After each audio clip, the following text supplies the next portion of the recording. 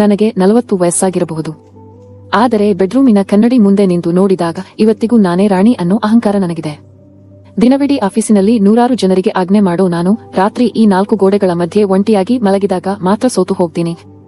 ಆದರೆ ಅವತ್ತು ಸಂಜೆ ಅವನು ನನ್ನ ಮನೆಗೆ ಬಂದಾಗ ಎಲ್ಲವೂ ಬದಲಾಯಿತು.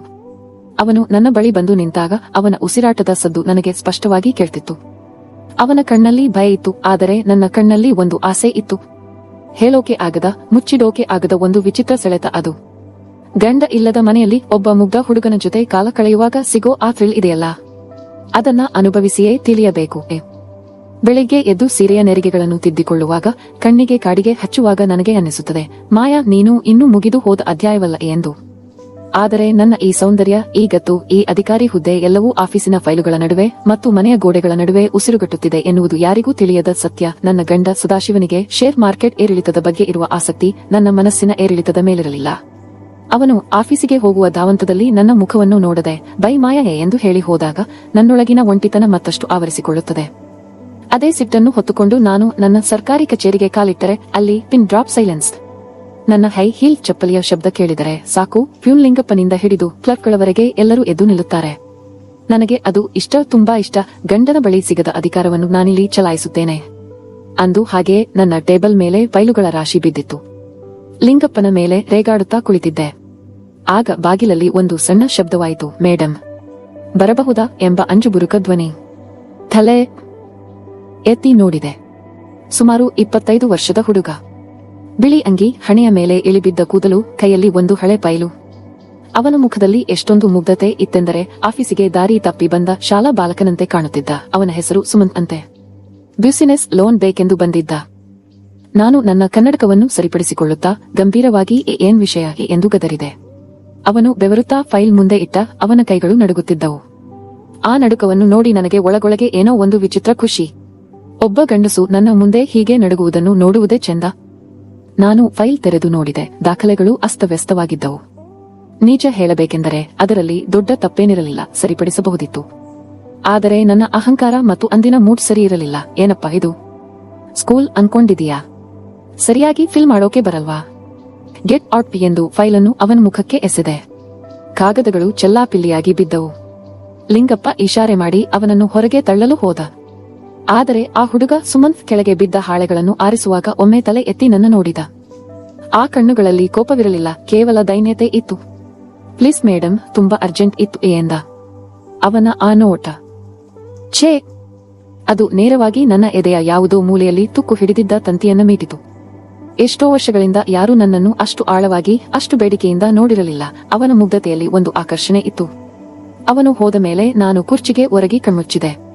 ನನ್ನ ಮನಸ್ಸು ಹೇಳಿತು, ಮಾಯಾ ಪಾಪ ಹುಡುಗ ಕಣೆ. ಆದರೆ ನನ್ನ ಮೆದುಳು ಹೇಳಿತು, ಇರಲಿ ಬಿಡು, ನಾಳೆ ಮತ್ತೆ ಬರುತ್ತಾನಲ್ಲ, ಅವನನ್ನು ಸ್ವಲ್ಪ ಆಡಿಸೋಣ. ಅವನ ಆ ಹೆದರಿದ ಮುಖವನ್ನೇ ನೆನೆಸಿಕೊಳ್ಳುತ್ತಾ ಅಂದು ಸಂಜೆ ಮನೆಗೆ ಹೋಗುವಾಗ ಕಾರಿನ ಕನ್ನಡಿಯಲ್ಲೂ ನನ್ನ ಮುಖವನ್ನೇ ನಾನು ನೋಡಿಕೊಂಡು ನಕ್ಕೆ. ನನ್ನ ನಗುವಿನಲ್ಲಿ ಅಧಿಕಾರಿಯ ದರ್ಪವಿರಲಿಲ್ಲ, ಬದಲಿಗೆ ಬೇಟೆಗೆ ಕಾಯುವ ಹೆಣ್ಣಿನ ಕುತೂಹಲವಿತ್ತು. ಮರುದಿನ ನಾನು ಆಫೀಸಿಗೆ ಹೋಗುವಾಗ ಎಂದಿಗಿಂತ ಸ್ವಲ್ಪ ಜಾಸ್ತಿಯೇ ಮೇಕಪ್ ಮಾಡಿಕೊಂಡಿದ್ದೆ. ಸೀರೆಯ ಬಣ್ಣ ಕೂಡ ನಸುಗೆಂಪು, ನನ್ನ ಮನಸ್ಸಿನಂತೆಯೇ. ನಾನು ಸೀಟಿನಲ್ಲಿ ಕುಳಿತು ಫೈಲ್ ನೋಡುತ್ತಿರುವ ನಾಟಕ ಆಡುತ್ತಿದ್ದೇನೆ ಹೊರತು ನನ್ನ ಕಣ್ಣುಗಳು ಬಾಗಿಲ ಕಡೆಯೇ ಇದ್ದವು. ಮಧ್ಯಾಹ್ನದ ಹೊತ್ತಿಗೆ ಸುಮಂತ್ ಬಂದ. ನೆನ್ನೆಗಿಂತಲೂ ಹೆಚ್ಚು ಭಯ ಅವನ ಮುಖದಲ್ಲಿತ್ತು. ಬಾಗಿಲಲ್ಲೇ ನಿಂತು ಮೇಡಮ್ಮ ಎಂದು ಅಸ್ಪಷ್ಟವಾಗಿ ಕರೆದ. ಲಿಂಗಪ್ಪ ಅವನನ್ನು ತಡೆಯಲು ಹೋದಾಗ ನಾನು ಕೈ ಸನ್ನೆಯಿಂದಲೇ ಲಿಂಗಪ್ಪನನ್ನು ತಡೆದೆ. ಒಳಗೆ ಬಾ ಸುಮಂತ್ ಎಂದೆ. ನನ್ನ ಧ್ವನಿಯಲ್ಲಿ ನೆನ್ನೆಯ ಒರಟುತನ ಮಾಯವಾಗಿತ್ತು, ಬದಲಿಗೆ ಬೆಣ್ಣೆಯಂತಹ ಮೃದುತ್ವವಿತ್ತು. ಸುಮಂತ್ಗೆ ಇದು ನಂಬಲಾಗಲಿಲ್ಲ ಎಂದು ಅವನ ಅಗಲವಾದ ಕಣ್ಣುಗಳೇ ಹೇಳುತ್ತಿದ್ದವು. ಅವನು ಮೆಲ್ಲನೆ ಬಂದು ನಿಂತ. ಕುಳಿತುಕೋ ಎಂದು ಕುರ್ಚಿಯ ಕಡೆ ಕೈ ತೋರಿಸಿದೆ. ಅವನು ಕೂರಲು ಹಿಂಜರಿದ. ಪರವಾಗಿಲ್ಲ, ಕೂತ್ಕೋಪ್ಪ ಎಂದು ನಕ್ಕು ಹೇಳಿದೆ. ಅವನು ಕುಳಿತ ನಂತರ ನಾನು ಬೆಲ್ ಬಾರಿಸಿ ಲಿಂಗಪ್ಪನನ್ನು ಕರೆದು 2 ಕಾಫಿ ತಗೊಂಡು ಬಾ ಎಂದೆ. ಲಿಂಗಪ್ಪನ ಬಾಯಿ ತೆರೆದೇ ಹೋಯಿತು. ಸಾಲ ಕೇಳಲು ಬಂದವನಿಗೆ ಕಾಫಿನಾ ಎಂಬ ಪ್ರಶ್ನೆ ಅವನ ಕಣ್ಣಲ್ಲಿತ್ತು. ಆದರೆ ನನ್ನ ಕಣ್ಣಿನ ಕೆಂಗಣ್ಣು ನೋಡಿ ಅವನು ಸುಮ್ಮನೆ ಹೋದ. ಸುಮಂತ್ ಕಡೆ ತಿರುಗಿ, ನೋಡು ಸುಮಂತ್, ನಿನ್ನ ಪ್ರಾಜೆಕ್ಟ್ ಐಡಿಯಾ ಚೆನ್ನಾಗಿದೆ, ಆದರೆ ಪೇಪರ್ ವರ್ಕ್ ತುಂಬಾ ವೀಕ್ ಇದೆ ಎಂದು ಸುಳ್ಳು ಹೇಳಿದೆ. ನಿಜವಾಗಿ ಅವನ ಪೇಪರ್ ವರ್ಕ್ ಸರಿಯಾಗೇ ಇತ್ತು. ಆದರೆ ಅವನು ಇಲ್ಲೇ ಕೆಲಸ ಮುಗಿಸಿಕೊಂಡು ಹೋದರೆ ಮತ್ತೆ ನನ್ನನ್ನು ನೋಡಲು ಹೇಗೆ ಸಾಧ್ಯ? ಅದಕ್ಕೆ ಈ ನಾಟಕ. ಅವನು ಸರಿ ಮಾಡ್ಕೊಳ್ತೀನಿ ಮೇಡಮ್ಮೆ ಎಂದ. ನಾನು ಟೇಬಲ್ ಮೇಲಿದ್ದ ಪೆನ್ನನ್ನು ಬಾಯಲ್ಲಿ ಕಚ್ಚಿಕೊಳ್ಳುತ್ತಾ ಅವನನ್ನು ನೇರವಾಗಿ ನೋಡುತ್ತಾ, ಇಲ್ಲಿ ಆಫೀಸಲ್ಲಿ ತುಂಬಾ ಡಿಸ್ಟರ್ಬೆನ್ಸ್ ಇರುತ್ತೆ. ಈ ತರಹದ ಕಾಂಪ್ಲಿಕೇಟೆಡ್ ಫೈಲ್ ನೋಡೋಕೆ ಏಕಾಂತ ಬೇಕು ಎಂದೆ. ಏಕಾಂತ ಎಂಬ ಪದವನ್ನು ನಾನು ಒತ್ತಿ ಹೇಳಿದಾಗ ಅವನ ಮುಖದಲ್ಲಿ ಯಾವ ಭಾವನೆಯೂ ಬದಲಾಗಲಿಲ್ಲ. ಪಾಪ ಮುಗ್ಧ. ಒಂದು ಕೆಲಸ ಮಾಡು, ಸಂಜೆ 7 ಗಂಟೆಗೆ ಫ್ರೀ ಇದೆಯಾ ಎಂದು ಕೇಳಿದೆ. ಅವನು ತಲೆಯಾಡಿಸಿದ. ಹಾಗಾದ್ರೆ ಮನೆಗೆ ಬಾ, ನಿನ್ನ ಫೈಲ್ ಅಲ್ಲೇ ಸರಿಪಡಿಸಿ ಅಲ್ಲೇ ಸೈನ್ ಹಾಕಿ ಕೊಡ್ತೀನಿ ಎಂದೆ. ನನ್ನ ಈ ಮಾತು ಕೇಳಿ ಅವನಿಗೆ ಸ್ವರ್ಗವೇ ಸಿಕ್ಕಂತಾಯ್ತು. ತುಂಬಾ ಥ್ಯಾಂಕ್ಸ್ ಮೇಡಮ್, ನೀವು ದೇವ್ರು ಮೇಡಮ್ ಎಂದು ಕೈ ಮುಗಿದ. ಅಯ್ಯೋ ಹುಚ್ಚ, ನಾನು ದೇವತೆಯಲ್ಲ ಮಾಯಾಂಗನೆ ಎಂದು ನಿನಗಿನ್ನೂ ಗೊತ್ತಿಲ್ಲವಲ್ಲ ಎಂದು ಮನಸ್ಸಲ್ಲೇ ಅಂದುಕೊಂಡೆ. ನಾನು ವಿಳಾಸ ಬರೆದು ಕೊಡುವಾಗ ಉದ್ದೇಶಪೂರ್ವಕವಾಗಿ ಅವನ ಬೆರಳುಗಳನ್ನು ನನ್ನ ಬೆರಳುಗಳು ತಾಗುವಂತೆ ಕೊಟ್ಟೆ. ಅವನ ಮೈಯಲ್ಲಿ ಕರೆಂಟ್ ಪಾಸ್ ಆದಂತೆ ಆಯಿತು ಎಂದು ನನಗನ್ನಿಸಿತು, ಏಕೆಂದರೆ ಅವನು ತಕ್ಷಣ ಕೈ ಹಿಂತೆಗೆದುಕೊಂಡ. ಅವನು ಹೋದ ಮೇಲೆ ಪ್ಯೂನ್ ಲಿಂಗಪ್ಪ ಒಳಗೆ ಬಂದು, ಮೇಡಮ್, ಆಫೀಸ್ ಕೆಲಸ ಮನೆಗೆ ಯಾಕ್ ತಗೊಂಡು ಹೋಗ್ತೀರಾ? ನಾನೇ ಇಲ್ಲೇ ಮಾಡಿಸ್ಕೊಡ್ತಿದ್ನಲ್ಲ ಎಂದು ಓವರ್ ಸ್ಮಾರ್ಟ್ ಆಗಿ ಕೇಳಿದ. ನಾನು ಅವನನ್ನು ಮೇಲಿಂದ ಕೆಳಗೆ ನೋಡಿ, ನನ್ನ ಕೆಲಸನ ನಾನು ಎಲ್ಲಿ ಮಾಡಬೇಕು ಅಂತ ನೀನು ಹೇಳಿಕೊಡ್ತೀಯ ಲಿಂಗಪ್ಪ ಎಂದು ಗದರಿದೆ. ಅವನು ಸುಮ್ಮನಾದ. ಸಂಜೆಗಾಗಿ ಕಾಯುವುದು ನನಗೀಗ ಯುಗವಾಗಿತ್ತು. ಮನೆಗೆ ಹೋಗಿ ಸೀರೆ ಬದಲಾಯಿಸಬೇಕಾ ಅಥವಾ ಇದೇ ಸೀರೆ ಇರಲಾ? ಸದಾಶಿವ ಇವತ್ತು ಊರಲ್ಲಿ ಇಲ್ಲ, ಅಂದರೆ ಮನೆಯಲ್ಲಿ ನಾವಿಬ್ಬರೇ. ಈ ಆಲೋಚನೆಯೇ ನನ್ನನ್ನು ರೋಮಾಂಚನಗೊಳಿಸುತ್ತಿತ್ತು. ಸುಮಂತ್, ನೀನು ಕೇವಲ ಲೋನ್ಗಾಗಿ ಬರುತ್ತಿದ್ದೀಯಾ, ಆದರೆ ನಾನು ಎಕ್ಸ್ಟ್ರಾ ಬೋನಸ್ ಬಗ್ಗೆ ಯೋಚಿಸುತ್ತಿದ್ದೇನೆ. ಇದು ತಪ್ಪಾ? ಇರಬಹುದು, ಆದರೆ ತಪ್ಪುಗಳಲ್ಲೇ ಅಲ್ಲವೇ ಸುಖವಿರುವುದು. ಸಂಜೆ 7 ಗಂಟೆಯಾಗುತ್ತಿದ್ದಂತೆ ನನ್ನ ಎದೆಯಲ್ಲಿ 100 ಪಟಾಕಿಗಳು ಒಟ್ಟಿಗೆ ಸಿಡಿದಂತಾಗುತ್ತಿತ್ತು. ಸದಾಶಿವ ಟೂರ್ ಹೋಗಿರುವುದು ಒಂದು ಕಡೆ ಸಮಾಧಾನ ತಂದಿದ್ದರೆ, ಮತ್ತೊಂದು ಕಡೆ ಈ ಒಂಟಿ ಮನೆಯಲ್ಲಿ ಒಬ್ಬ ಮುಗ್ಧ ಹುಡುಗನ ಜೊತೆ ಸಮಯ ಕಳೆಯುವ ಕಾತುರ ನನ್ನನ್ನು ಕಾಡುತ್ತಿತ್ತು. ನಾನು ಕನ್ನಡಿಯ ಮುಂದೆ ನಿಂತು ನನ್ನ ಕೆನ್ನೆಯನ್ನು ನಾನೇ ಸವರಿಕೊಂಡೆ. ಅವಳು ಇವತ್ತು ಅಧಿಕಾರಿಯಲ್ಲ, ಬದಲಿಗೆ ಕೇವಲ ಒಬ್ಬ ಹೆಣ್ಣು ಎಂದು ನನಗೆ ಅನಿಸಿತು. ನಾನು ಆರಿಸಿಕೊಂಡಿದ್ದ ರೇಷ್ಮೆ ಸೀರೆ ನನ್ನ ಮೈಬಣ್ಣಕ್ಕೆ ಎಷ್ಟೊಂದು ಒಪ್ಪುತ್ತಿತ್ತು ಎಂದರೆ, ಸುಮಂತ್ ಇದನ್ನು ನೋಡಿದರೆ ಖಂಡಿತ ದಾರಿ ತಪ್ಪುತ್ತಾನೆ ಎಂಬ ಗರ್ವ ನನ್ನಲ್ಲಿತ್ತು. ಅಷ್ಟರಲ್ಲಿ ಡೋರ್ ಬೆಲ್ ಸದ್ದಾಯಿತು. ಬಾಗಿಲು ತೆಗೆದಾಗ ಸುಮಂತ್ ಬೆವರುತ್ತಾ ನಿಂತಿದ್ದ, ಕೈಯಲ್ಲಿ ಅದೇ ಹಳೆ ಫೈಲು. ಬಾ ಸುಮಂತ್, ಒಳಗಡೆ ಬಾಯ್ ಎಂದು ನಾನು ನಗುತ್ತಾ ಕರೆದಾಗ ಅವನು ಚಪ್ಪಲಿ ಬಿಡಲು ಪಟ್ಟ ಹರಸಾಹಸ ನೋಡಿ ನನಗೆ ನಗು ಬಂತು. ಅವನು ಸೋಫಾದ ಒಂದು ಮೂಲೆಯಲ್ಲಿ ತುದಿಯಲ್ಲಿ ಕುಳಿತಿದ್ದ, ಯಾವುದೋ ಪ್ರಾಣಿ ಕಾಡಿನಿಂದ ತಪ್ಪಿಸಿಕೊಂಡು ಸಿಟಿಗೆ ಬಂದಂತೆ. ನಾನು ಅವನ ಪಕ್ಕದಲ್ಲೇ ಹೋಗಿ ಕುಳಿತೆ. ಅಂತರ ಕೇವಲ 1 ಅಡಿಯಷ್ಟೇ ಇತ್ತು. ನಿನಗೆ ಬಿಸಿ ಏನಾದರೂ ಬೇಕಾ ಸುಮಂತ್ ಎಂದು ಅವನ ಕಣ್ಣುಗಳನ್ನೇ ನೋಡುತ್ತಾ ಕೇಳಿದೆ. ನನ್ನ ಉದ್ದೇಶ ಕಾಫಿ ಬಗ್ಗೆ ಆಗಿತ್ತು, ಆದರೆ ನನ್ನ ಧ್ವನಿಯಲ್ಲಿದ್ದ ಗಾಂಭೀರ್ಯ ಮತ್ತು ನೋಟದ ತೀವ್ರತೆ ಕಂಡು ಅವನು, ಬೇಡ ಮೇಡಮ್, ನನಗೆ ಬಿಸಿ ತಡೆಯೋಕೆ ಆಗಲ್ಲ ಎಂದು ಗಾಬರಿಯಿಂದ ಹೇಳಿದಾಗ ನನಗೆ ಕಿಚಾಯಿಸುವ ಆಸೆ ಹೆಚ್ಚಾಯಿತು. ಅಷ್ಟರಲ್ಲಿ ಅವನ ಫೋನ್ ರಿಂಗ್ ಆಯಿತು. ಅದು ಅವನ ಗೆಳೆಯ ಗಣೇಶನ ಕರೆ. ಲೌಡ್ ಸ್ಪೀಕರ್ ಸ್ವಲ್ಪ ಜಾಸ್ತಿ ಇತ್ತೇನೋ. ಲೇ ಮಗನೇ, ಆ ಮೇಡಮ್ ಹತ್ರ ಹುಷಾರಾಗಿರು, ದೊಡ್ಡ ಆಫೀಸರ್ ಅವರು, ಏನಾದ್ರೂ ಎಡವಟ್ಟಾದ್ರೆ ನಿನ್ನ ಲೈಫ್ ಹೋಗುತ್ತೆ ಎಂದು ಗಣೇಶ ಹೇಳಿದ್ದು ನನಗೂ ಕೇಳಿಸಿತು. ಸುಮಂತ್ ಮುಖ ಪೇಲವವಾಯಿತು. ಅವನು ಅವಸರದಲ್ಲಿ ಫೋನ್ ಕಟ್ ಮಾಡಿದ. ನಾನು ಏನೂ ಕೇಳಿಸಿಕೊಳ್ಳದವಳಂತೆ ನಟಿಸುತ್ತಾ, ಪ್ರಾಜೆಕ್ಟ್ ರಿಪೋರ್ಟ್ ತೆಗಿ ಎಂದೆ. ಇಬ್ಬರೂ ಫೈಲ್ ಮೇಲೆ ತಲೆಬಾಗಿಸಿದಾಗ ನನ್ನ ಕೂದಲಿನ ಸುಗಂಧ ಅವನಿಗೆ ತಾಕುತ್ತಿತ್ತು. ಅವನು ಉಸಿರು ಬಿಗಿ ಹಿಡಿದು ಕುಳಿತಿದ್ದ. ಇದ್ದಕ್ಕಿದ್ದಂತೆ ಕರೆಂಟ್ ಹೋಯಿತು. ಇಡೀ ಮನೆ ಕತ್ತಲಲ್ಲಿ ಮುಳುಗಿತು. ಸುಮಂತ್ ಆ ಅಮ್ಮೋ ಎಂದು ಕಿರುಚುತ್ತಾ ಎದ್ದು ನಿಂತ. ಅವಸರದಲ್ಲಿ ಅವನ ಕೈ ನನ್ನ ಕೈಗೆ ತಗುಲಿತು. ಆ ಸ್ಪರ್ಶದಲ್ಲಿ ಯಾವುದೋ ಒಂದು ಮಿಂಚು ಹರಿದಂತಾಯಿತು. ನಾನು ಮೆಲ್ಲನೆ ಎದ್ದು ಮೇಣದ ಬತ್ತಿ ಹಚ್ಚಿದೆ. ಆ ಸಣ್ಣ ಬೆಳಕಿನಲ್ಲಿ ನನ್ನ ಮುಖ ಅವನಿಗೆ ಹೇಗೋ ಕಂಡಿತು ಏನೋ. ಅವನು ಕಣ್ಣು ಮಿಟುಕಿಸದೆ ನೋಡುತ್ತಿದ್ದ. ಹೆದರಬೇಡ ಸುಮಂತ್, ನಾನು ಇಲ್ಲೇ ಇದ್ದೀನಲ್ಲ ಎಂದು ಅವನ ಭುಜದ ಮೇಲೆ ಕೈ ಇಟ್ಟೆ. ಅವನು ಕಲ್ಲು ಬೊಮ್ಮೆಯಂತಾದ. ಅದೇ ಹೊತ್ತಿಗೆ ಯಾರೋ ಜೋರಾಗಿ ಬಾಗಿಲು ತಟ್ಟಿದರು. ಸುಮಂತ್ಗೆ ಎಷ್ಟು ಭಯವಾಯಿತೆಂದರೆ ಅವನು, ಮೇಡಮ್, ಯಾರೋ ಬಂದಿದ್ದಾರೆ, ನನ್ನನ್ನು ನೋಡಿದ್ರೆ ಏನ್ ಅನ್ಕೋತಾರೆ ಎಂದು ಗಾಬರಿಯಿಂದ ಅತ್ತಿತ್ತ ಓಡಿದ. ನಾನು ಅವನನ್ನು ಅಡುಗೆ ಮನೆಯ ಟೇಬಲ್ ಕೆಳಗೆ ಅಡಗಿಕೊಳ್ಳಲು ಹೇಳಿದೆ. ನಾನು ಬಾಗಿಲು ತೆರೆದರೆ ಅಲ್ಲಿ ಡೆಲಿವರಿ ಬಾಯ್ ನಿಂತಿದ್ದ. ಮೇಡಮ್, ಅಮೆಜಾನ್ ಪಾರ್ಸೆಲ್ ಎಂದ. ನಾನು ಪಾರ್ಸೆಲ್ ತಗೊಂಡು ಬಾಗಿಲು ಹಾಕುವಾಗ ಪಕ್ಕದ ಮನೆಯ ಸರೋಜಮ್ಮ ತನ್ನ ಕಿಟಕಿಯಿಂದ ಬೈನಾಕ್ಯುಲರ್ ಹಾಕಿಕೊಂಡು ನೋಡುತ್ತಿರುವುದು ನನ್ನ ಕಣ್ಣಿಗೆ ಬಿತ್ತು. ಇವಳೊಬ್ಬಳು ಊರಿನ ಪಂಚಾಯಿತಿ ಮಾಡುವವಳು. ನಾನು ಸುಮಂತ್ನನ್ನು ಹೊರಗೆ ಕರೆದಾಗ ಅವನು ಬೆವರಿನಲ್ಲಿ ನೆನೆದಿದ್ದ. ಬಾ ಸುಮಂತ್, ಆಚೆ ಬಾ, ಅದು ಬರೀ ಪಾರ್ಸೆಲ್ ಅಷ್ಟೇ ಎಂದೆ. ಅವನು ಟೇಬಲ್ ಕೆಳಗಿನಿಂದ ಎದ್ದು ಬರುವಾಗ ಅವನ ತಲೆ ಟೇಬಲ್ಗೆ ಡಿಪ್ ಎಂದು ಹೊಡೆದುಕೊಂಡಿತು. ನೋವಿನಲ್ಲೂ ಅವನು, ಸಾರಿ ಮೇಡಮ್ ಎನ್ನುತ್ತಿದ್ದರೆ ನನಗೆ ಇವನ ಈ ಮುಗ್ಧತೆಯೇ ನನ್ನ ಬದುಕಿನ ಶಾಪವಿರಬಹುದು ಅಥವಾ ವರವಿರಬಹುದು ಎಂದು ಅನ್ನಿಸಿತು. ಸಮಾಜದ ಕಣ್ಣಲ್ಲಿ ಅವಳು ಒಬ್ಬ ಕಟ್ಟುನಿಟ್ಟಿನ ಅಧಿಕಾರಿ, ಆದರೆ ಈ ಕತ್ತಲ ಕೋಣೆಯಲ್ಲಿ ಅವಳು ಕೇವಲ ಪ್ರೀತಿಗಾಗಿ ಹಂಬಲಿಸುವ ಹೃದಯವಂತೆಯಾಗಿದ್ದಳು. ಆಫೀಸಿನಲ್ಲಿ ಮರುದಿನ ವಾತಾವರಣ ಸ್ವಲ್ಪ ವಿಚಿತ್ರವಾಗಿತ್ತು. ನಾನು ನನ್ನ ಕ್ಯಾಬಿನ್ಗೆ ಹೋಗುವಾಗ ಪ್ಯೂನ್ ಲಿಂಗಪ್ಪ ನನ್ನನ್ನು ನೋಡುವ ರೀತಿ ಬದಲಾಗಿತ್ತು. ಅವನು ಎಲ್ಲರ ಕಿವಿ ಹತ್ತಿರ ಹೋಗಿ ಏನೋ ಪಿಸುಗುಟ್ಟುತ್ತಿದ್ದದ್ದು ನನ್ನ ಗಮನಕ್ಕೆ ಬಂತು. ಸುಮಂತ್, ಮಧ್ಯಾಹ್ನ ಮತ್ತೆ ಬಂದ ಎಂದು ಅವನು ಸ್ವಲ್ಪ ಧೈರ್ಯ ತಂದುಕೊಂಡಂತೆ ಕಾಣುತ್ತಿದ್ದ. ನಾನು ಅವನನ್ನು ಒಳಗೆ ಕರೆದಾಗ ಲಿಂಗಪ್ಪ ಬಾಗಿಲ ಸಂದಿನಿಂದಲೇ ಇಣುಕಿ ನೋಡುತ್ತಿದ್ದ. ನಾನು ಬೇಕೆಂತಲೇ ಸುಮಂತ್ ಹತ್ತಿರ ಹೋಗಿ ಅವನು ತಂದಿದ್ದ ಲಂಚ್ ಬಾಕ್ಸ್ ತೆರೆದು ಏನು ತಂದಿದೀಯಾ ಸುಮಂತ್ ಎಂದು ಕೇಳಿದೆ. ಅವನು ಚಿತ್ರಾನ್ನ ಮೇಡಮ್ ಎಂದ. ನಾನು ಒಂದು ತುತ್ತು ತಿಂದು ತುಂಬಾ ರುಚಿಯಾಗಿದೆ, ನನಗೂ ಸ್ವಲ್ಪ ಕೊಡ್ತೀಯಾ ಎಂದೆ. ಒಬ್ಬ ಉನ್ನತ ಅಧಿಕಾರಿ ಹೀಗೆ ಒಬ್ಬ ಸಾಮಾನ್ಯ ಅರ್ಜಿದಾರನ ಊಟ ಕೇಳುವುದು ಆಫೀಸಿನ ನಿಯಮಕ್ಕೆ ವಿರುದ್ಧವಾಗಿರಬಹುದು, ಆದರೆ ನನ್ನ ಮನಸ್ಸಿನ ನಿಯಮಗಳೇ ಬೇರೆ ಇತ್ತು. ಲಿಂಗಪ್ಪ ಇದನ್ನು ನೋಡಿ ಹೊರಗೆ ಹೋಗಿ ಮೇಡಮ್ ಸಾಲ ಕೇಳೋನ ಜೊತೆ ಸವಾರಿ ಮಾಡ್ತಿದ್ದಾರೆ ಎಂದು ಸುದ್ದಿ ಹಬ್ಬಿಸಿದ್ದ. ನನಗೆ ಇದೆಲ್ಲದರ ಬಗ್ಗೆ ಕೇರ್ ಇರಲಿಲ್ಲ. ನಾನು ಸುಮಂತ್ಗೆ ಒಂದು ಸಣ್ಣ ಗಿಫ್ಟ್ ಬಾಕ್ಸ್ ನೀಡಿದೆ. ಅದರಲ್ಲಿ ಒಂದು ದುಬಾರಿ ವಾಚ್ ಇತ್ತು.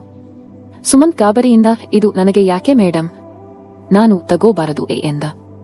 ನಾನು ಗಂಭೀರವಾಗಿ ಇದು ಲಂಚ್ ಅಲ್ಲ ಸುಮಂತ್, ನಿನ್ನ ಮುಗ್ಧತೆಗೆ ನಾನು ಕೊಡುತ್ತಿರುವ ಬೆಲೆ, ನಿನ್ನ ಸಮಯ ಬದಲಾಗಲಿ ಅಂತ ಕೊಟ್ಟಿದ್ದು ಎಂದೆ. ಅವನು ಅದನ್ನು ತೆಗೆದುಕೊಳ್ಳುವಾಗ ಅವನ ಕೈಗಳು ನಡುಗುತ್ತಿದ್ದವು. ಅದೇ ಸಮಯದಲ್ಲಿ ಫೋನ್ ಬಂತು. ಅದು ಸರೋಜಮ್ಮನದ್ದು. ಮಾಯಾ ಮೇಡಮ್, ನಿನ್ನೆ ನಿಮ್ಮ ಮನೆಗೆ ಯಾರೋ ಹುಡುಗ ಬಂದಿದ್ದ ಅಲ್ವಾ? ರಾತ್ರಿ ತಡವಾಗಿ ಹೋಗೋದು ನೋಡ್ದೆ, ಯಾರವನು ಎಂದು ವ್ಯಂಗ್ಯವಾಗಿ ಕೇಳಿದಳು. ನನಗೆ ಸಿಟ್ಟು ಬಂತು, ಆದರೂ ಸಮಾಧಾನವಾಗಿ ಅವನು ನನ್ನ ಸಂಬಂಧಿ ಸರೋಜಮ್ಮ, ಪೇಪರ್ ವರ್ಕ್ ಇತ್ತು ಎಂದು ಸುಳ್ಳು ಹೇಳಿದೆ. ಸಮಾಜ ಎಂತಹದ್ದು ಎಂದರೆ ಒಬ್ಬ ಹೆಣ್ಣು ಒಬ್ಬ ಗಂಡಸಿನ ಜೊತೆ ಮಾತನಾಡಿದರೆ ಸಾಕು, ಅದಕ್ಕೆ 100 ಬಣ್ಣ ಬಳಿಯುತ್ತದೆ. ಆದರೆ ನನ್ನೊಳಗೆ ನಡೆಯುತ್ತಿರುವ ಯುದ್ಧ ಅವರಿಗೇನು ಗೊತ್ತು? ಸುಮಂತ್ ನನ್ನನ್ನು ನೋಡಿ ಮೇಡಮ್ ನಾನು ಹೋಗ್ತೀನಿ, ಎಲ್ಲರೂ ನನ್ನನ್ನೇ ನೋಡ್ತಿದ್ದಾರೆ ಎಂದ. ಅವನು ಹೊರಗೆ ಹೋದಾಗ ಲಿಂಗಪ್ಪ ಅವನನ್ನು ಅಡ್ಡಗಟ್ಟಿ ಏನಪ್ಪ ಮೇಡಮ್ ಪರ್ಸನಲ್ ಆಗಿ ಲೋನ್ ಕೊಟ್ಟಿದ್ದಾರ ಎಂದು ಕಿಚಾಯಿಸಿದ. ಸುಮಂತ್ ಏನು ಹೇಳಲಾಗದೆ ತಲೆ ತಗ್ಗಿಸಿ ಓಡಿ ಹೋದ. ಸಾಯಂಕಾಲ ನಾನು ಮನೆಗೆ ಹೋಗುವಾಗ ದಾರಿಯಲ್ಲಿ ಸುಮಂತ್ ಒಬ್ಬನೇ ನಿಂತಿರುವುದನ್ನು ನೋಡಿದೆ. ಅವನ ಮುಖದಲ್ಲಿ ಯಾವುದೋ ಆತಂಕವಿತ್ತು. ನಾನು ಕಾರು ನಿಲ್ಲಿಸಿ ಅವನನ್ನು ಹತ್ತಿಸಿಕೊಳ್ಳಲು ಅಂದೆ. ಅವನು ಬೇಡ ಮೇಡಮ್, ಯಾರಾದರೂ ನೋಡಿದ್ರೆ ಎಂದು ಹಿಂಜರಿದ. ಯಾರು ನೋಡಿದ್ರೆ ನನಗೇನು, ಹತ್ತು ಎಂದು ಅಧಿಕಾರಯುತವಾಗಿ ಹೇಳಿದೆ. ಕಾರಿನೊಳಗೆ ಎಸಿ ಗಾಳಿ ಬೀಸುತ್ತಿದ್ದರೂ ಅವನು ಮಾತ್ರ ಬೆವರುತ್ತಿದ್ದ. ನಾನು ಮೆಲ್ಲನೆ ಅವನ ಕಡೆ ತಿರುಗಿ ನನ್ನನ್ನು ನೋಡಿ ನಿನಗೆ ಅಷ್ಟೊಂದು ಭಯನಾ ಸುಮಂತ್ ಎಂದು ಕೇಳಿದೆ. ಅವನು ಭಯ ಅಲ್ಲ ಮೇಡಮ್, ಗೌರವ ಎಂದ. ಅವನ ಗೌರವ ಎಂಬ ಪದ ನನಗೆ ಚೂರಿಯಂತೆ ಚುಚ್ಚಿತು.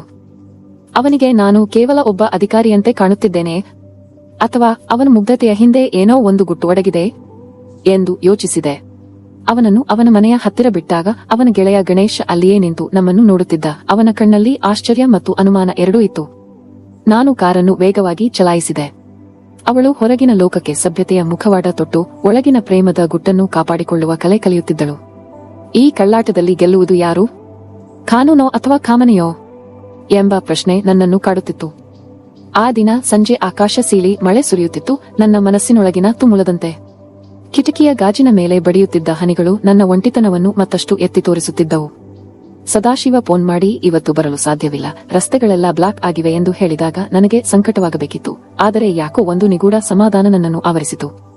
ಅಷ್ಟರಲ್ಲಿ ಸುಮಂತ್ ಒದ್ದೆಯಾಗಿ ಪೂರ್ತಿ ನೆನೆದು ಬಾಗಿಲಲ್ಲಿ ಬಂದು ನಿಂತಿದ್ದ. ಅವನ ಕೈಯಲ್ಲಿದ್ದ ಆ ಫೈಲು ಕೂಡ ಮಳೆಗೆ ಅರ್ಧ ಒದ್ದೆಯಾಗಿತ್ತು. ಅವನನ್ನು ಆ ಸ್ಥಿತಿಯಲ್ಲಿ ನೋಡಿದಾಗ ಅವಳು ಅಂದರೆ ನನ್ನೊಳಗಿನ ಆ ಮಮಕಾರ ಮತ್ತು ಆಕರ್ಷಣೆ ಒಟ್ಟಿಗೆ ಜಾಗೃತವಾಯಿತು. ಒಳಗೆ ಬಾ ಸುಮಂತ್, ಪೂರ್ತಿ ನೆನೆದು ಹೋಗಿದ್ದೀಯಾ ಎಂದು ಗದರುತ್ತಲೇ ಅವನನ್ನು ಒಳಗೆ ಕರೆದೆ. ಅವನಿಗೆ ಕೊಡಲು ನನ್ನ ಬಳಿ ಗಂಡಸರ ಬಟ್ಟೆ ಇರಲಿಲ್ಲ. ಸದಾಶಿವನ ಒಂದು ಹಳೆಯ ಕುರ್ತ ಅವನಿಗೆ ಕೊಟ್ಟೆ. ಅವನು ಅದನ್ನು ಹಾಕಿಕೊಂಡು ಬಂದಾಗ ಅವನು ಸಾಲ ಕೇಳಲು ಬಂದ ಹುಡುಗನಂತೆ ಕಾಣುತ್ತಿರಲಿಲ್ಲ, ಬದಲಿಗೆ ನನ್ನ ಈ ಸಾಮ್ರಾಜ್ಯದ ಅತಿಥಿಯಂತೆ ಕಾಣುತ್ತಿದ್ದ. ನಾನು ಅಡುಗೆ ಮನೆಯಲ್ಲಿ ಬಿಸಿ ಬಿಸಿ ಪಕೋಡ ಮತ್ತು ಚಹಾ ಮಾಡಿದೆ. ಇಬ್ಬರು ಸೋಫಾದ ಮೇಲೆ ಕುಳಿತೆವು. ಹೊರಗೆ ಸಿಡಿಲಿನ ಸದ್ದು ಕೇಳಿದಾಗ ಅವನು ಗಾಬರಿಯಿಂದ ನನ್ನತ್ತ ಸರಿದ. ನಾನು ಅವನನ್ನು ನೋಡಿ ಮೆಲ್ಲನೆ ನಕ್ಕೆ. ಸುಮಂತ್, ನಿನಗೆ ನನ್ನನ್ನು ನೋಡಿದರೆ ಏನನ್ನಿಸುತ್ತೆ ಎಂದು ಕೇಳಿದೆ. ಅವನು ತಲೆ ತಗ್ಗಿಸಿ ನನಗೆ ಗೊತ್ತಿಲ್ಲ ಮೇಡಮ್, ನೀವು ತುಂಬಾ ದೊಡ್ಡವರು, ನಾನು ಸಾಮಾನ್ಯ ಎಂದ. ಅವನ ಆ ಮುಗ್ಧತೆ ನನಗೆ ಕೋಪ ತರಿಸಿತು. ಅವಳು ಅಂದರೆ ನಾನು ಅವನ ಹತ್ತಿರ ಸರಿದು ಕುಳಿತೆ. ನಾನು ಕೇವಲ ಒಬ್ಬ ಅಧಿಕಾರಿಯಲ್ಲ ಸುಮಂತ್, ನಾನು ಕೂಡ ಒಬ್ಬ ಮನುಷ್ಯಳು. ನನಗೂ ಆಸೆಗಳಿವೆ, ನನಗೂ ಒಂಟಿತನ ಕಾಡುತ್ತೆ ಎಂದು ನನ್ನ ಮನದ ಖಾಲಿತನವನ್ನು ಅವನ ಮುಂದೆ ಬಿಚ್ಚಿಟ್ಟೆ. ನನ್ನ ಕಣ್ಣಲ್ಲಿ ನೀರು ತುಂಬಿಕೊಂಡಿದ್ದನ್ನು ನೋಡಿ ಅವನು ಗಾಬರಿಯಾದ. ಅವನ ಬೆಚ್ಚಗಿನ ಕೈಗಳು ನನ್ನ ಕೈಗಳನ್ನು ಹಿಡಿದವು. ಆ ಕ್ಷಣದಲ್ಲಿ ಅಧಿಕಾರ, ವಯಸ್ಸು, ಸಮಾಜ ಎಲ್ಲವೂ ಮರೆಯಾಯಿತು. ನಮ್ಮಿಬ್ಬರ ಕಣ್ಣುಗಳು ಸಂಧಿಸಿದಾಗ ಅಲ್ಲಿ ಸಾವಿರಾರು ಮಾತುಗಳಿದ್ದವು. ಅವನ ಮುಗ್ಧ ಕಣ್ಣುಗಳಲ್ಲಿ ನನಗಾಗಿ ಒಂದು ಪ್ರೀತಿಯ ಮಿಂಚು ಕಂಡಿತು. ನಾನು ಅವನ ಭುಜದ ಮೇಲೆ ತಲೆ ಇಟ್ಟೆ. ಅವನು ಮೊದಲು ಹಿಂಜರಿದರೂ ನಂತರ ಮೆಲ್ಲನೆ ನನ್ನನ್ನು ಅಪ್ಪಿಕೊಂಡ. ಆ ಮಳೆಯ ರಾತ್ರಿಯಲ್ಲಿ ಹೊರಗಿನ ಜಗತ್ತಿನ ಗದ್ದಲ ಅಡಗಿ ಹೋಗಿತ್ತು. ಕೇವಲ ನಮ್ಮಿಬ್ಬರ ಉಸಿರಾಟದ ಸದ್ದು ಮಾತ್ರ ಕೇಳಿಸುತ್ತಿತ್ತು. ಇಬ್ಬರು ಸೇರಿ ಊಟ ಮಾಡಿದೆವು. ನಂತರ ನಡೆದದ್ದು ಕೇವಲ ಆ 2 ಹೃದಯಗಳಿಗೆ ಮಾತ್ರ ತಿಳಿದ ಸತ್ಯ. ಆ ರಾತ್ರಿ ನಾನು ಮೊದಲ ಬಾರಿಗೆ ನೆಮ್ಮದಿಯಿಂದ ನಿದ್ದೆ ಮಾಡಿದೆ. ಆದರೆ ಬೆಳಿಗ್ಗೆ ಎದ್ದಾಗ ನನ್ನ ಮನಸ್ಸಿನಲ್ಲಿ ಒಂದು ಸಂಘರ್ಷ ಶುರುವಾಯಿತು. ನಾನು ಮಾಡುತ್ತಿರುವುದು ಸರಿಯೇ? ಸಮಾಜ್ ನನ್ನನ್ನು ಹೇಗೆ ನೋಡುತ್ತದೆ ಎಂಬ ಭಯ ನನ್ನನ್ನು ಕಾಡತೊಡಗಿತು. ಆದರೆ ಸುಮಂತ್ನ ಆ ಮುಗ್ಧ ನಗು ನೆನಪಾದಾಗ ಎಲ್ಲವೂ ಗೌಣ ಎನಿಸಿತು. ಅವನು ಮಲಗಿದ್ದ ರೀತಿ ನೋಡಿದಾಗ ಅವನನ್ನು ಜಗತ್ತಿನ ಕಣ್ಣಿನಿಂದ ರಕ್ಷಿಸಬೇಕು ಅನ್ನಿಸಿತು. ನನ್ನೊಳಗಿನ ಆ ಹಠಮಾರಿ ಹೆಣ್ಣು ಮತ್ತೊಮ್ಮೆ ಎಚ್ಚರವಾದಳು. ಅವಳು ಅಂದರೆ ನಾನು ಈಗ ಏನು ಬೇಕಾದರೂ ಮಾಡಲು ಸಿದ್ಧಳಿದ್ದೆ. ಈ ಕೆಲಸಕ್ಕೆ ಒಂದು ಹೆಸರು ಕೊಡಬೇಕಾ ಅಥವಾ ಇದು ಕೇವಲ ಒಂದು ಅಪಘಾತವೇ ಎಂಬ ಪ್ರಶ್ನೆ ನನ್ನನ್ನು ಕಾಡುತ್ತಿದ್ದರೂ ಆ ಕ್ಷಣದ ಸುಖದ ಮುಂದೆ ಇನ್ಯಾವುದೂ ಮುಖ್ಯವಾಗಿರಲಿಲ್ಲ. ಬೆಳಗಿನ ಜಾವದ ಮಂದ ಬೆಳಕಿನಲ್ಲಿ ಅವನ ಮುಖವನ್ನು ನೋಡುತ್ತಾ ಕುಳಿತಿದ್ದಾಗ ನನ್ನ ಬದುಕು ಇನ್ನು ಮುಂದೆ ಮೊದಲಿನಂತಿರಲು ಸಾಧ್ಯವಿಲ್ಲ ಎಂದು ನನಗೆ ಅರ್ಥವಾಯಿತು. ಈ ರಹಸ್ಯ ನನ್ನ ಮತ್ತು ಅವನ ನಡುವಿನ ಒಂದು ಬೆಂಕಿಯಂತೆ ಇತ್ತು. ಅದು ನಮ್ಮನ್ನು ಸುಡಬಹುದು ಅಥವಾ ನಮಗೆ ಬೆಳಕು ಕೊಡಬಹುದು. ಆದರೆ ಆ ಕ್ಷಣಕ್ಕೆ ಮಾತ್ರ ನಾವು ಜಗನ್ನೇ ಮರೆತಿದ್ದೆವು. ಮರುದಿನ ಬೆಳಿಗ್ಗೆ ಆಫೀಸಿಗೆ ಹೋದಾಗ ವಾತಾವರಣ ತುಂಬಾನೇ ಗಂಭೀರವಾಗಿತ್ತು. ಪ್ಯೂನ್ ಲಿಂಗಪ್ಪ ನನ್ನನ್ನು ನೋಡಿ ವಿಚಿತ್ರವಾಗಿ ನಗುತ್ತಿದ್ದ. ಪಕ್ಕದ ಮನೆಯ ಸರೋಜಮ್ಮ ಬೆಳಗ್ಗೆಯೇ ನನ್ನ ಮನೆ ಹತ್ತಿರ ಸುಳಿದಾಡುತ್ತಿದ್ದುದನ್ನು ನಾನು ಗಮನಿಸಿದ್ದೆ. ಸಮಾಜದ ಕಣ್ಣಿಗೆ ಮಣ್ಣೆರಚುವುದು ಅಷ್ಟು ಸುಲಭವಲ್ಲ ಎಂದು ನನಗರ್ಥವಾಯಿತು. ಸುಮಂತ್ ಆಫೀಸಿಗೆ ಬಂದಾಗ ಅವನ ಮುಖದಲ್ಲಿ ಒಂದು ರೀತಿಯ ಅಪರಾಧಿ ಪ್ರಜ್ಞೆ ಮತ್ತು ಭಯ ಇತ್ತು. ಅಷ್ಟರಲ್ಲಿ ಇದ್ದಕ್ಕಿದ್ದಂತೆ ನನ್ನ ಗಂಡ ಸದಾಶಿವ ಆಫೀಸಿಗೆ ಬಂದ. ಅವನನ್ನು ನೋಡಿ ನನಗೆ ಒಂದು ಕ್ಷಣ ಎದೆ ಬಡಿತ ನಿಂತಂತಾಯಿತು. ಸುಮಂತ್ ಕೂಡ ಗಾಬರಿಯಾಗಿ ಎದ್ದು ನಿಂತ. ಲಿಂಗಪ್ಪ ಮತ್ತು ಇತರ ಕ್ಲರ್ಕ್ಗಳು ಈಗ ದೊಡ್ಡ ಬಾಂಬ್ ಸಿಡಿಯುತ್ತೆ ಎಂಬಂತೆ ಕುತೂಹಲದಿಂದ ನೋಡುತ್ತಿದ್ದರು.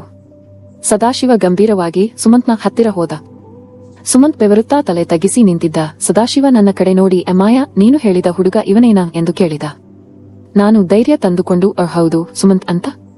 ಇವನ ಬಿಸಿನೆಸ್ ಐಡಿಯಾ ತುಂಬಾ ಚೆನ್ನಾಗಿದೆ ಅಂತ ನಿನ್ನ ಹತ್ರ ಹೇಳಿದ್ನಲ್ಲ ಎಂದೆ. ಎಲ್ಲರಿಗೂ ಆಶ್ಚರ್ಯವಾಯಿತು. ಸದಾಶಿವ ಸುಮಂತ್ನ ಭುಜದ ಮೇಲೆ ಕೈ ಹಾಕಿ, ಅವಳು ಅಂದರೆ ನಿನ್ನ ಮ್ಯಾಡಮ್ ನಿನ್ನ ಬಗ್ಗೆ ತುಂಬಾ ಹೊಗಳಿದ್ದಾರೆ ಸುಮಂತ್.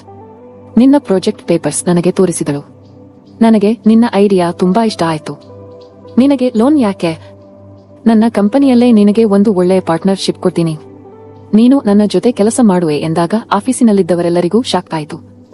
ಲಿಂಗಪ್ಪನ ಬಾಯಿ ತೆರೆದೇ ಇತ್ತು. ಸರೋಜಮ್ಮ ಕಿಟಕಿಯಿಂದ ಇಣುಕಿ ನೋಡುತ್ತಿದ್ದುದು ವ್ಯರ್ಥವಾಯಿತು. ನಾನು ತುಂಬಾ ಚಾಣಾಕ್ಷತನದಿಂದ ಹಿಂದಿನ ರಾತ್ರಿಯೇ ಸುಮಂತ್ನ ಫೈಲನ್ನು ಸದಾಶಿವನ ಇಮೇಲ್ಗೆ ಕಳಿಸಿ ಅವನನ್ನು ಒಬ್ಬ ಪ್ರತಿಭಾವಂತ ಹುಡುಗ ಎಂದು ಬಿಂಬಿಸಿದ್ದೆ. ಸದಾಶಿವನಿಗೆ ಅದು ಕೇವಲ ಬಿಸಿನೆಸ್ ಆಗಿ ಕಂಡಿತು. ಸುಮಂತ್ ನನಗೊಮ್ಮೆ ಕೃತಜ್ಞತೆಯಿಂದ ನೋಡಿದ. ಅವನ ಕಣ್ಣಿನಲ್ಲಿ ಈಗ ಭಯವಿರಲಿಲ್ಲ, ಬದಲಿಗೆ ಗೌರವ ಮತ್ತು ಏನೋ ಒಂದು ರಹಸ್ಯದ ಸುಖವಿತ್ತು. ನಾನು ಮುಗುಳ್ನಕ್ಕೂ ನನ್ನ ಕುರ್ಚಿಯಲ್ಲಿ ಕುಳಿತೆ. ಎಲ್ಲರ ಮುಂದೆ ನಾನು ಮತ್ತೊಮ್ಮೆ ಆ ಕಟ್ಟುನಿಟ್ಟಿನ ಅಧಿಕಾರಿಯಾದೆ. ಸಂಜೆ ಸುಮಂತ್ ಹೋಗುವಾಗ ನನ್ನ ಕ್ಯಾಬಿನ್ಗೆ ಬಂದು ಥ್ಯಾಂಕ್ಸ್ ಮೇಡಮ್ಮೆ ಎಂದ. ನಾನು ಅವನನ್ನು ನೇರವಾಗಿ ನೋಡುತ್ತಾ, ಸುಮಂತ್, ಸಮಾಜಕ್ಕೆ ನೀನು ಬಿಸಿನೆಸ್ ಪಾರ್ಟ್ನರ್, ಆದರೆ ನನಗೆ ಎಂದು ಮಾತು ಅರ್ಧಕ್ಕೆ ನಿಲ್ಲಿಸಿದೆ. ಅವನು ಅರ್ಥವಾಯಿತು ಎಂಬಂತೆ ನಕ್ಕ. ಸದಾಶಿವ ಅವನನ್ನು ತನ್ನ ಕಾರಿನಲ್ಲಿ ಕರೆದುಕೊಂಡು ಹೋದ. ನಾನು ವಿಂಡೋ ಮೂಲಕ ಅವರು ಹೋಗುವುದನ್ನು ನೋಡುತ್ತಾ ನಿಂತಿದ್ದೆ. ನನ್ನ ಮನದ ಒಳಗಿದ್ದ ಅವಳು ಈಗ ತುಂಬಾ ಸಂತೋಷವಾಗಿದ್ದಳು. ಈ ಪ್ರಪಂಚಕ್ಕೆ ನಾವು ಕೇವಲ ಸಭ್ಯರು, ಆದರೆ ನಮ್ಮಿಬ್ಬರ ನಡುವೆ ಒಂದು ಅದ್ಭುತವಾದ ರಹಸ್ಯವಿದೆ ಎನ್ನುವ ಸತ್ಯವೇ ನನ್ನ ಒಂಟಿತನಕ್ಕೆ ಮದ್ದಾಯಿತು. ಲೋಕದ ದೃಷ್ಟಿಯಲ್ಲಿ ಇದು ತಪ್ಪಿರಬಹುದು, ಆದರೆ ನನ್ನ ಪಾಲಿಗೆ ಇದು ಬದುಕುವ ದಾರಿಯಾಯಿತು.